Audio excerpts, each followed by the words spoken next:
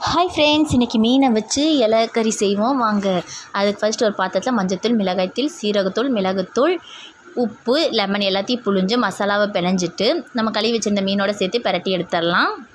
அரை மணி நேரம் மீனை ஊற வச்சுட்டு ஒரு பாத்திரத்தில் தேங்காய் எண்ணெய் ஊற்றி 2 மீனையும் நம்ம பொரிச்சு எடுத்துடலாம். இப்போ அதே பாத்திரத்தில் கருவேப்பிலை, பொடியாக நறுக்கி வச்ச பெரிய வெங்காயம், மஞ்சத்தூள், மிளகுத்தூள், சீரகத்தூள், மிளகாய்த்தூள், தேவையான அளவு உப்பு, பொடியாக வெட்டி வச்சுருந்த தக்காளி, இஞ்சி பூண்டு பேஸ்ட் எல்லாத்தையும் சேர்த்து வதக்கினதுக்கப்புறம் தேங்காய் பால் புழிஞ்சு வச்சுருந்ததையும் சேர்த்து நல்லா கிரேவி மாதிரி வர வச்சு கொத்தமல்லி இலை தூவி இறக்கிடுங்க. இப்போ இலையை வாட்டி எடுத்துடலாம். இலையை வாட்டிட்டு முதல்ல கொத்தமல்லி இலை தூவி இறக்கிட்டு நம்ம செஞ்சு வச்சுருந்த மசாலாவை போட்டுட்டு அதுக்கு மேலே மீனை வச்சுட்டு மீனுக்கு மேலே அந்த மசாலாவை போட்டுட்டு கொத்தமல்லி இலை தூவி லெமனை புழிஞ்சு நல்லா மூடி வச்சு மண்பானையில் வச்சிடலாம். மண் சட்டியில் வச்சு அதுலேயே கொஞ்சமாக தேங்காய் எண்ணெய் ஊற்றி மூடி வச்சு வேக வைங்க. சுவையான மீன் இலைக்கறி ரெடி. இது ரொம்ப சூப்பராக இருந்து ஃப்ரெண்ட்ஸ். செஞ்சு பார்த்துட்டு எப்படி இருக்குது சொல்லுங்கள். இந்த வீடியோ பிடிச்சிருந்தா லைக் பண்ணுங்கள், ஷேர் பண்ணுங்கள், சப்ஸ்கிரைப் பண்ணுங்கள். தேங்க்யூ.